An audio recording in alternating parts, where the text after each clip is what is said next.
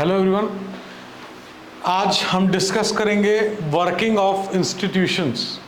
अब इंस्टीट्यूशंस की बात करें तो मैं ये जानना चाहूँगा इंस्टीट्यूशन से आप क्या समझ रहे हैं। बहुत से लोग समझ रहे होंगे और बहुत से लोग ऐसे होंगे जो कि ये जानना चाह रहे होंगे कि आप पढ़ा रहे हैं, आप बताइए। डेफिनेटली मैं बताऊँगा, लेकिन यहाँ पे आपको एक बेसिक जो टर्म्स एंड टर्मिनोलॉजी है यहीं से डेवलपमेंट स्टार्ट करना है अपना। और वो डेवलपमेंट किस चीज़ का है? वो डेवलपमेंट है लेजिस्लेचर, एग्जीक्यूटिव, जुडिशरी। ये गोले की ये सर्कल के साइज पे मत जाइएगा, इस क्रम पे मत जाइएगा। ये जो है system of checks and balances. इसका क्या मतलब हुआ? No one is more powerful than the other.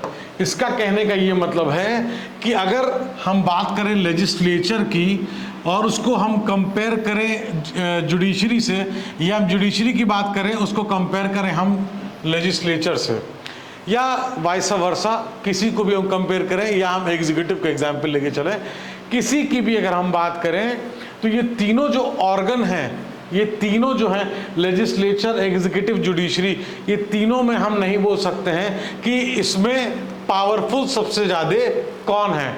क्यों? क्योंकि we have a system of checks and balances. कुछ चेक्स एंड बैलेंसेस जुडिशरी पे हैं, कुछ चेक्स एंड बैलेंसेस। मतलब कहने का मतलब ये है कि हर कोई एक दूसरे को, कोई ऐसा नहीं है कि कोई बहुत पावरफुल हो जाए, तो इसलिए चेक्स एंड बैलेंसेस का सिस्टम नेसेसरी है, इम्पॉर्टेंट है। और लेजिस्लेचर के बारे में, एग्जीक्यूटिव के बारे में, जुडिशरी के बारे में आप लोग को डेफिनेटली पता होगा। नहीं पता तो मैं शॉर्ट में बता देता हूँ। लेजिस्लेचर, जो अगर हम पार्लियामेंट की बात कर रहे हैं तो जितने भी हमारे एमपीज़ हैं उसके पार्ट हैं, जितने हमारे जो मिनिस्ट्रियल जो पार्ट हैं वो हमारे पॉलिटिकल एग्जीक्यूटिव है, वो एग्जीक्यूटिव है। जुडिशरी में जो हम बात करते हैं, जो सुप्रीम कोर्ट, हाई कोर्ट, ये चीज़ें, वो हमारे जुडिशरी का पार्ट है।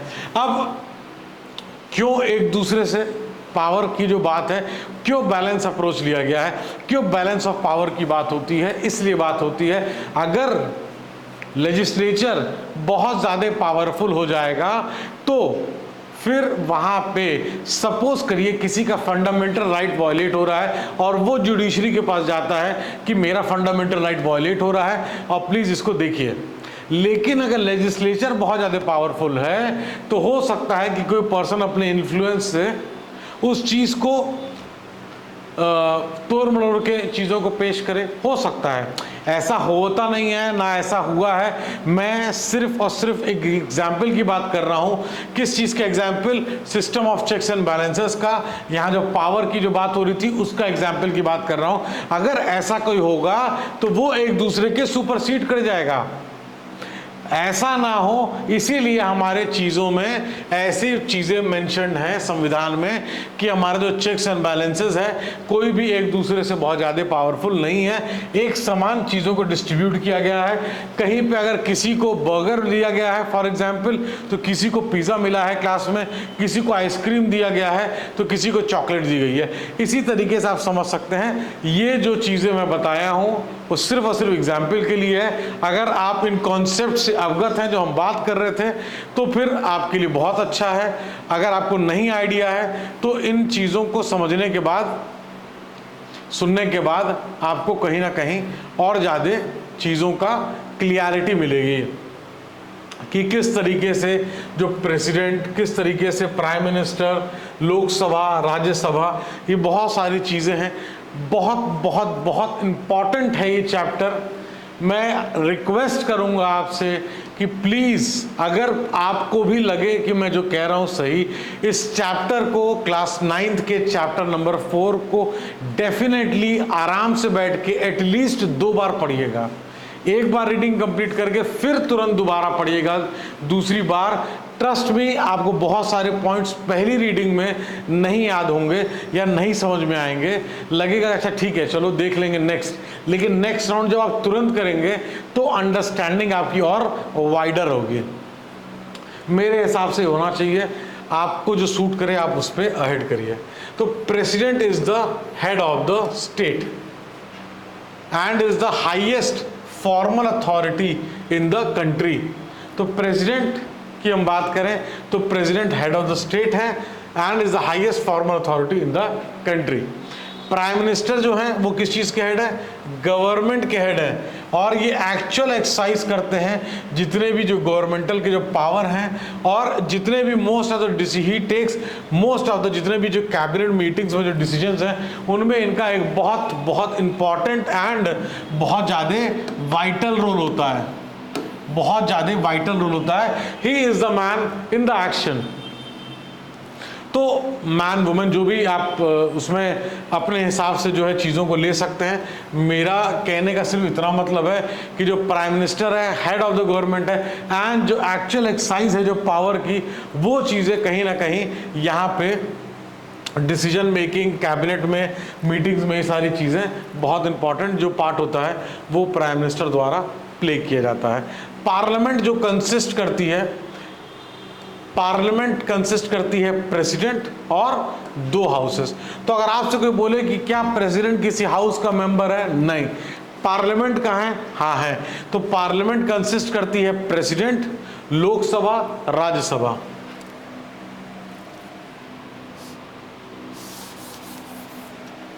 अगर हम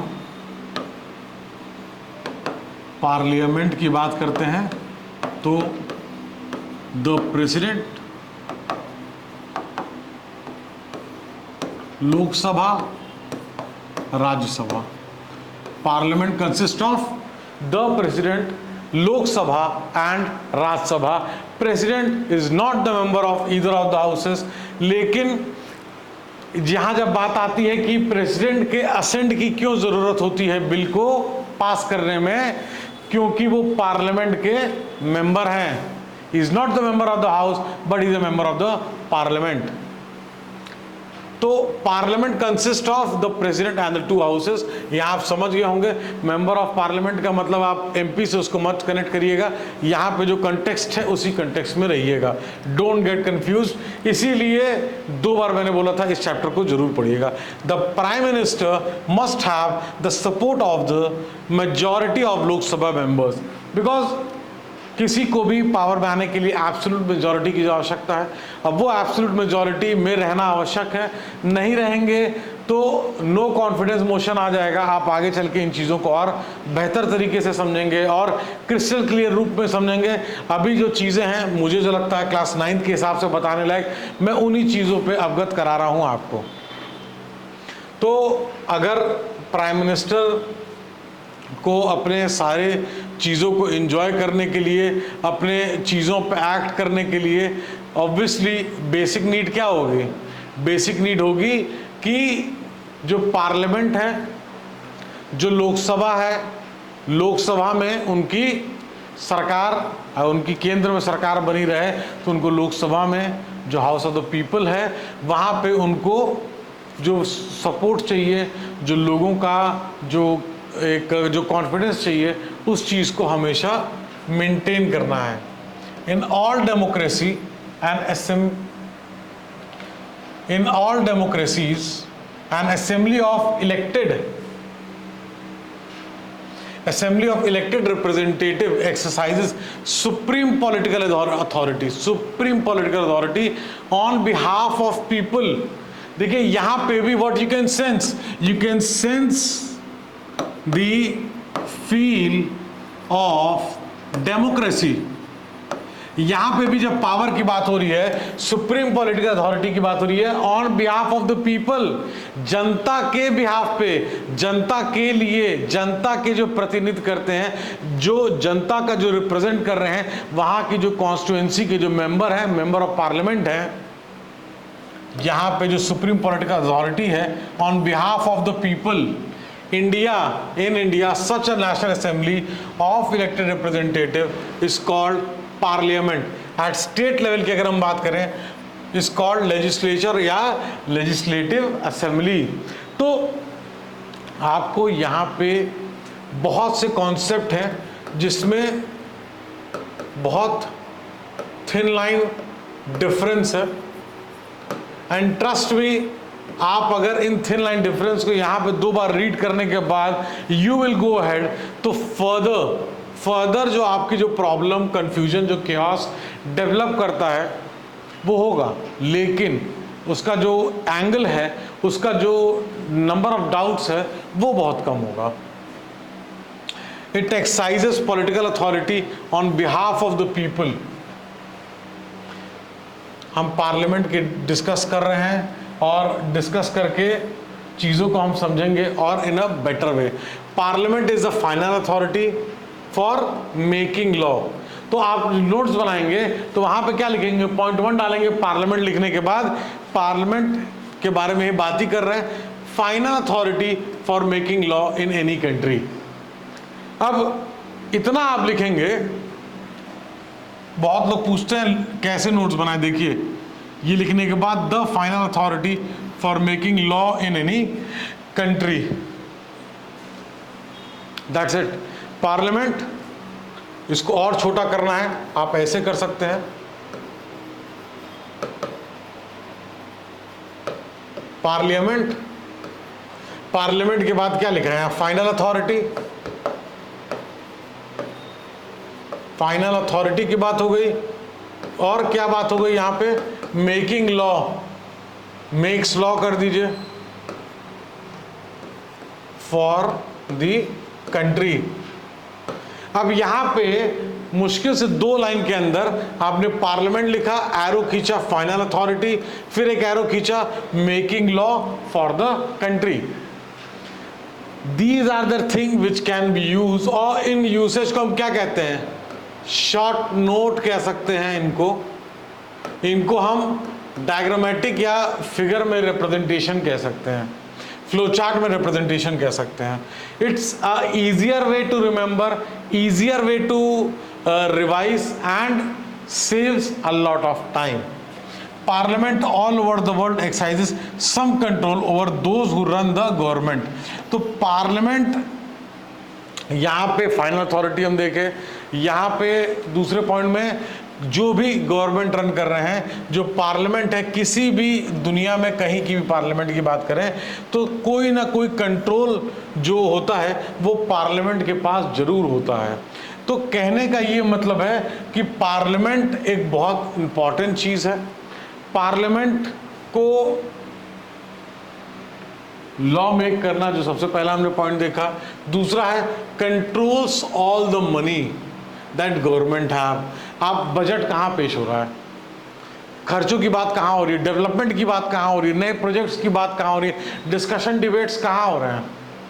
तो इसका क्या हुआ, इसका मतलब है ये जो पूरी साइकिल है हमारी, यहाँ पे देखिए हम डेवलपमेंट प्रोजेक्ट्स की बात करते हैं, यहाँ पे हम बजट की बात करते हैं, यहाँ हम फॉरेन एक्सचेंज की बात करते हैं, यहाँ हम इंफ्रास्ट्रक्चर प्रोजेक्ट की बात करते हैं, रेलवेज, एनटीपीसी, ओएनजीसी, जो भी चीज़ें हैं, कहीं पे भी कोई भी फंडिंग करनी है, कोई भी चीज़ है, कोई बोरो करना है, कोई भी चीज़ है, बॉन्ड इशू करना है, कुछ भी है, ये सारी चीज़ें कहीं ना कहीं इसमें मेजर जो चंक हमने बात करी, वो मेजर चंक डिस्कस कहाँ होता है, पार्लियामेंट.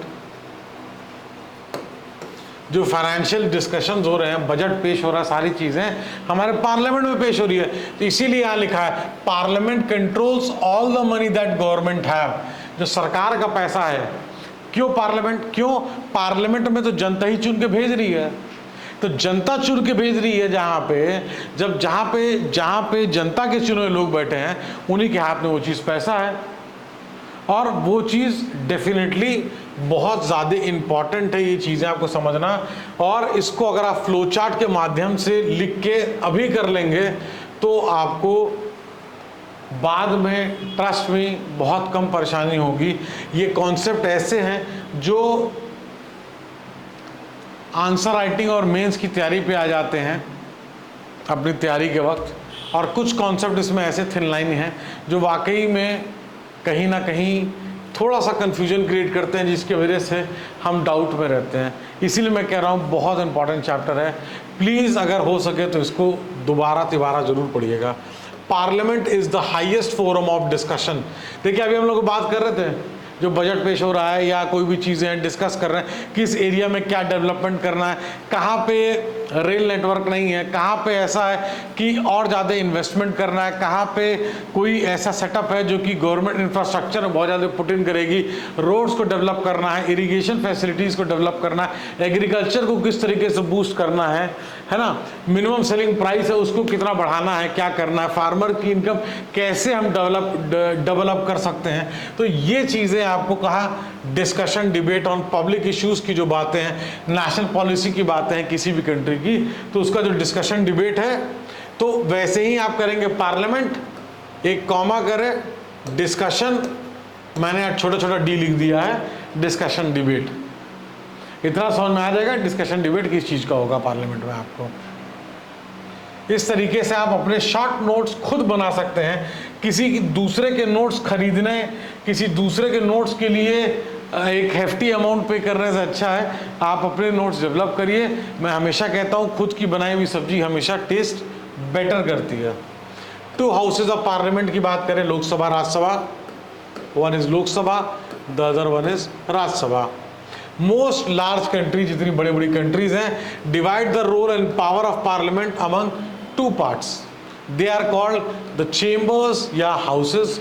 वन हाउस जो है directly elected by people, directly elected by the people, exercises the real power. क्यों रियल पावर? क्यों? क्योंकि जनता डायरेक्टली इलेक्ट कर रही है। जब जो देश की जो जनता है वो किसी को इलेक्ट करके भेज रही है, तो देश की जनता का जो वो कॉन्स्टिट्यूएंसी है वो सारे लोग मिलके एक तरीके से पूरे कंट्री के सिटीजन को रिप्रेजेंट कर रहे हैं, तो दे आर हाईली पावरफुल। तो द रियल पावर उनके पास डेफिनेटली होना चाहिए। सेकेंड हाउस की बात करें तो elected indirectly and perform some special functions. वो आगे चल के आप लोकसभा, राज्यसभा, इन सब चीज़ों के बारे में और समझेंगे। यहाँ पे अपने बेस को कोशिश करें डेवलप करने का। पार्लियामेंट कंसिस्ट ऑफ 2 हाउसेस, जैसा हमने बात करी। Houses are known as the council of states, Rajya Sabha जिसको बोलते हैं, हाउस ऑफ पीपल जिसको लोकसभा बोलते हैं। Our constitution does give the Rajya Sabha some special power over the states. Rajya Sabha की कुछ स्पेशल पावर हैं स्टेट्स के प्रति। One of the but on the most matter the Lok Sabha exercises supreme power. Definitely supreme power क्यों है? क्योंकि डायरेक्टली इलेक्टेड है, जिसको हमने देखा। अब ये जो स्पेशल जो पावर यहाँ मेंशन्ड है उसको हम देखते हैं। Any ordinary law needs to be passed by both the houses, but if there is a difference between the houses, final अगर कोई ऑर्डिनरी लॉ है। अब इसको कैसे याद करना है? बहुत से लोग कंफ्यूज होते हैं, कंफ्यूजन की कोई जरूरत ही नहीं है। अब यहाँ पे जो पावर डाला, 1 डाला, सीधे यहाँ पे पहले लिखेंगे OL, आप फुल फॉर्म लिख लीजिएगा ऑर्डिनरी लॉ। ऑर्डिनरी लॉ में बोथ हो गए सीधे। बट अगर कोई डिफरेंस है बिटवीन द 2 हाउसेस, यहाँ पे आप लिखेंगे in case of difference. In case of difference final decision क्या होता है? अगर कोई इन केस ऑफ डिफरेंस है तो फिर यहाँ पे ज्वाइंट सेशन, यहाँ पे ज्वाइंट सेशन। अब ज्वाइंट सेशन में क्योंकि बिकॉज लार्जर जो मेंबर हैं वो हमारे हाउस जो लोकसभा के हैं, तो जो डिसीजन प्रिवेल करेगा उसके चांसेस बहुत हायर चांसेस हैं कि जो डिसीजन है वो प्रिवेल करेगा लोकसभा का। Lok Sabha exercises more power in money matters. Money matter की बात करें तो लोकसभा ज़्यादा power. Once the Lok Sabha passes the budget of the government और any other money related law, बहुत इंपॉर्टेंट है, very very important. Money related matters में लोकसभा को ज़्यादा पावर है, और एक बार जब बजट गवर्नमेंट का या अदर कोई भी मनी रिलेटेड लॉ, तो राज्यसभा उसको रिजेक्ट नहीं कर सकती। तो यहाँ पे आप क्या करेंगे? पॉइंट नंबर 2 डाले, मनी बजट रिलेटेड लॉ, यहां लिखेंगे RS, राज्यसभा कांट रिजेक्ट। ठीक है, सिर्फ 14 दिन तक डिले कर सकते हैं या चेंज सजेस्ट कर सकते हैं। तो ये देखिए एक एग्जाम्पल है, मेरी राइटिंग डेफिनेटली बहुत गंदी है, ये एक एग्जाम्पल के तौर से मैं समझा रहा हूँ कि जो भी बच्चे ये वीडियो देख रहे हैं और अगर आप सीरियस हैं अपने पढ़ाई के प्रति, आप यूपीएससी के प्रति सीरियस हैं, आप पढ़ाई करना चाहते हैं, तो मेरा सिर्फ यही प्रयास है कि घर बैठ के आपको अगर कोई चीज़ दी जा सके, वो चीज़ आपको अच्छी लगे तो आप यूज़ कर सकते हैं, नहीं तो कोई बात नहीं है। Different level of government we find functions who take day-to-day decisions but does not exercise supreme power on behalf of the people, because day-to-day जो decisions हैं, execution का पार्ट किसका होता है? हमने देख लिया लेजिस्लेचर, हमने शुरू में बात किया था, एक हमने बात किया था किसकी, एग्जीक्यूटिव की। people who execute things are executive। इनको अगर आप एमपीज के टर्म में बात करेंगे तो इनको आप पॉलिटिकल और टेम्परेरी एग्जीक्यूटिव भी बोलते हैं। ब्यूरोक्रेट्स आपके परमानेंट एग्जीक्यूटिव होंगे।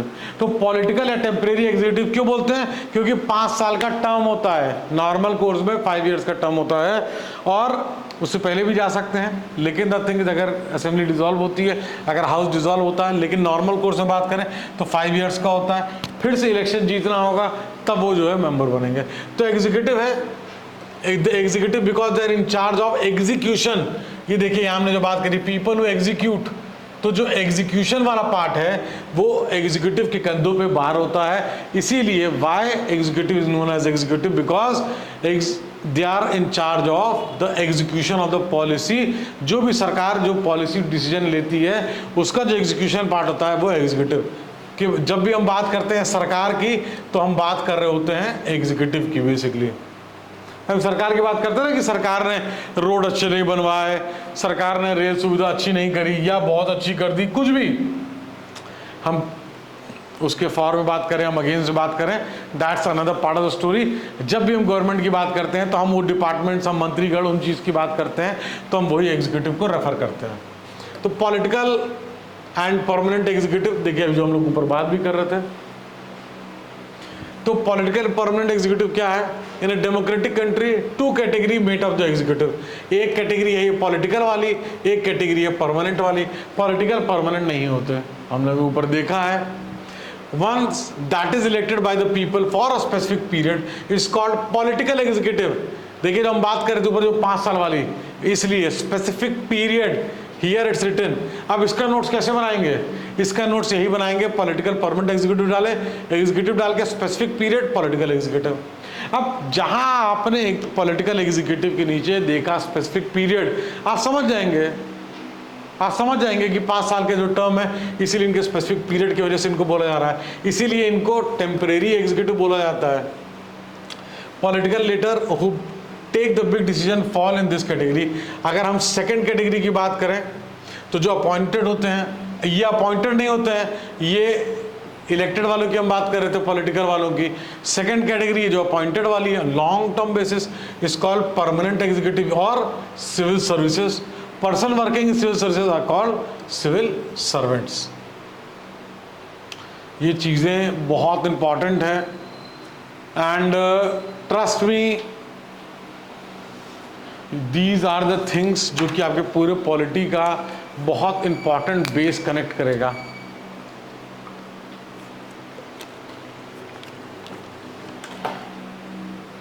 प्राइम मिनिस्टर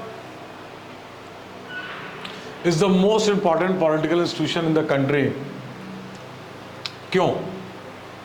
क्योंकि कैबिनेट मीटिंग में बात करें तो वो चेहरा है, गवर्नमेंट की बात करें तो हेड है, तो इंपॉर्टेंट तो होना ही होना है। कैसे इंपॉर्टेंट नहीं होगा? मोस्ट इंपॉर्टेंट पूरे कंट्री का पॉलिटिकल इंस्टीट्यूशन का। The president appoint the prime minister. अब प्राइम मिनिस्टर को कौन अपॉइंट करता है? The president. The president appoints the leader of the majority party. तो appoints the leader of majority party, खट एक पॉइंट हो गया। The coalition of party that commands a majority in the Lok Sabha as Prime Minister. In case no single party or alliance gets a majority, अगर ऐसा होता है कि किसी सिंगल पार्टी को या किसी अलायंस को मेजॉरिटी नहीं मिलती है, तो फिर प्रेसिडेंट क्या करते हैं? ये बहुत इंपॉर्टेंट है। प्रेसिडेंट ऐसे पर्सन को अपॉइंट करते हैं जो बहुत ज्यादा लाइकली क्या चांसेस, हायर चांसेस है किस चीज का? कि उस पर्सन को मेजॉरिटी सपोर्ट मिल जाएगा। तो पहला एक पार्टी जीती, वेरी गुड। दूसरा कोएलिशन। तीसरा अगर किसी को सपोर्ट नहीं है तो प्रेसिडेंट को जो ठीक लगेगा, जो likely, most likely, higher chances जिस पर्सन का है मेजॉरिटी सपोर्ट के, उस पर्सन को प्राइम मिनिस्टर के लिए अपॉइंट किया जाएगा। अब यहां प्रेसिडेंट की बात करें तो the president is not elected directly by the people. MPs vote करते हैं और एमएलएज वोट करते हैं। प्रेसिडेंट के इलेक्शन के लिए एमएलसी वोट नहीं करते हैं। बहुत क्लियर रहना इन चीज़ों में, बहुत ज़्यादा क्लियर रहना इन चीज़ों में। While the prime minister is the head of the government, president is the head of the state. President जैसे is like queen of Britain who function is to large extent ceremonial. इसीलिए president को कुछ जगह जो है ceremonial head करके भी आप बुक्स में देखेंगे, मिल जाएगा आपको। इसीलिए द प्रेसिडेंट सुपरवाइज करता है ओवरऑल जो भी फंक्शनिंग है जो पॉलिटिकल इंस्टीट्यूशन की कंट्री में आप operate, so that they operate in harmony. जो भी पॉलिटिकल इंस्टीट्यूशंस हैं वो पॉलिटिकल जो सारी चीज़ें हैं वो एक हार्मनी, एक कंजीनल लेवल से चीज़ें डेवलप होती रहें। जब आप आगे चल के प्रेसिडेंट का पढ़ेंगे, बहुत सारे पावर्स हैं जो प्रेसिडेंट के, उसके बारे में भी पढ़ेंगे। एक ब्यूटीफुल पावर मैं यहाँ बताता हूँ कि प्रेसिडेंट के पास अगर वो कोई बिल है रिजेक्ट करते हैं, वापस आता है लोकसभा से पास होके, तो बाउंड है उसको साइन करने का, असेंट करने का। लेकिन मेंशन कहीं नहीं है कि कब तक वो किसी बिल को होल्ड कर सकते हैं। होल्ड करने का जो चीज़ है वो मेंशन नहीं है। तो ये एक बहुत ब्यूटीफुल पावर है कि अगर कोई चीज़ उनको नहीं समझ में आएगी, वापस करेंगे, फिर से पास होकर आगे लोकसभा से, तो अपना असेंट देना ही है। लेकिन होल्ड कब तक कर सकते हैं ये मेंशन नहीं है। ये चीज़ें ऐसी हैं कि जब आप बहुत ध्यान से पढ़ेंगे, आई डोंट नो कि आपको आपके पॉलिटी क्लासेस में या जैसे भी आप तैयार करते हो इन चीज़ों के बारे में बताया जाता है कि नहीं। ये क्लास 9th में नहीं है, लेकिन कुछ चीज़ें मैं थोड़ी चीज़ों को इंट्रोड्यूस करना चाहता हूँ। जैसे जैसे क्लासेस हम इंक्रीज करेंगे, अगर आपको ये चीज़ें और भी जाननी है तो आप कमेंट कर सकते हैं, मैं इस टाइप की और चीज़ें इंक्लूड कर दूंगा क्लास में। नोट्स के लिए मैंने पूछा था तो शायद 1-2 लोग कहीं आया था, तो इसलिए मैंने नोट्स के बारे में नहीं फिर से जिक्र किया कि नोट्स चाहिए नहीं चाहिए। मुझे समझ में आ गया कि आपके पास ऑलरेडी नोट्स हैं, यू डोंट रिक्वायर। आपको मैं नोट्स का तरीका आज बीच बीच में इसलिए बता रहा हूँ कि आप अपने नोट्स को और अगर रिफाइन कर सकें। अगर आपने कर लिया है तो वेल एंड गुड, नहीं किया है तो आप और उसको रिफाइन कर लें। Shorter the notes the better it is, because जो चांसेस हमारे रिवीजन के, नंबर ऑफ रिवीजन परफॉर्म करने के, वो बढ़ जाते हैं। समय निकल जाएगा, कोई बताएगा नहीं, 1000-2000 के बीच में बैठ के पढ़ने से कुछ होगा नहीं। किताब खोल के खुद पढ़ना पड़ेगा। अगर बदलना है कल तो पढ़ना पड़ेगा। The President is the Supreme Commander of the Defense Forces of India. Very important. The President is the Supreme Commander of the Defense Forces of India. President exercises all these power only on the advice of the Council of Minister. अब देखिए, हम लोग ने पीछे बात करा था ceremonial head, हम लोग ने बात किया था सेरिमोनियल हेड, हमने बात किया था हेड ऑफ द स्टेट। यहां आपको उसका आंसर मिल जाएगा, जो ceremonial head of the state की रियल पावर जो है वो प्राइम मिनिस्टर के पास है। प्रेसिडेंट जो अपनी एक्सरसाइज करता है जो भी power, maximum power on the advice of the council of ministers. The president can ask the council of minister to reconsider the advice. President reconsider के लिए आस्क कर सकता है, लेकिन अगर सेम एडवाइस फिर से दी गई है, फिर से वो चीज़ पास होकर पहुंची है, तो उस पर एक्ट करने के लिए वो बाउंड है। Bill pass by parliament becomes a law only after the president gives assent. Bill law तब बनेगा जब प्रेसिडेंट का असेंट हो जाएगा। क्यों? क्योंकि पार्लियामेंट का हिस्सा है वो, इसलिए उनका असेंट जरूरी है। If the parliament wants she can delay this for some time and send the bill back to the parliament for reconsideration. अगर वो चाहते हैं कि बिल को वापस भेजना है, रिकंसिडर करो, उसको कुछ चीज़ें नहीं समझ में आ रही हैं, तो वो भी कर सकते हैं। अगर पार्लियामेंट फिर से वही सेम बिल पास कर दिया बगैर चेंज करे, तो प्रेसिडेंट बाउंड है उसको असेंट अपना देने के लिए। होल्ड कर सकते हैं, जो मैंने बोला था, होल्ड कर सकते हैं। उस चीज़ को आपको भी नोट करना है। कोई बताएगा नहीं आपको, कोई नहीं बताएगा, और बताएगा आपने नहीं नोट किया तो उनको कोई डिफरेंस क्रिएट नहीं करेगा। आपको देख रहा है कि आपके सामने जो बुक्स हैं उससे कितना बेनिफिट आप ले सकते हो। An independent and powerful judiciary is considered essential for democracy. क्यों? वाई? जैसा स्टार्टिंग में मैंने बोला था, अगर किसी फॉर एग्जाम्पल किसी का फंडामेंटल राइट वायलेट हो रहा है, स्ट्रांग जुडिशरी है तो जाके चीज़ों को अपने बता सकता है, जाके उनके खिलाफ एक्शन ले सकता है, ले सकती है। लेकिन अगर वो चीज़ स्ट्रांग प्रेजेंस नहीं है तो फिर दिक्कत होगी। इसीलिए जुडिशरी का जो पावरफुल रहना और स्ट्रांगली चीज़ों को with a system of checks and balances present होना, आगे चल के आप जुडिशियल रिव्यू के भी बारे में पढ़ेंगे। बहुत सी चीज़ें हैं जो कि आप धीरे धीरे चीज़ों को समझेंगे। Indian judiciary consist of supreme court for the entire nation, high court state में, district court in and courts at local level. India के पास इंटीग्रेटेड जुडिशरी है, means supreme court controls the judicial administration in the country. Integrated का मतलब क्या होता है? एक दूसरे से रिलेटेड। मतलब कि अगर सुप्रीम कोर्ट कुछ बोलती है, supreme court, high court, district court, तो ये सारे जगह जो है लागू होगा, हर जगह वो डिसीजन बाइंडिंग होगा। इसका मतलब ये रहा।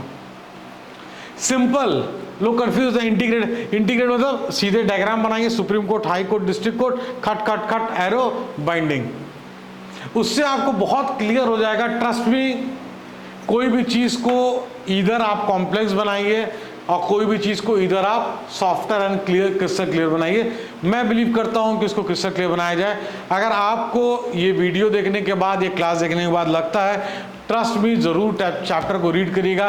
कोई क्वेश्चन हो, कोई भी पार्ट ऐसा हो आपको लगे कि आपको उसमें डाउट है, तो आप कमेंट करके पूछ सकते हैं। इसी तरीके से पढ़ाई में कोई भी दिक्कत हो, कोई समस्या हो कॉन्सेप्ट समझने में, तो डेफिनेटली आप पूछ सकते हैं।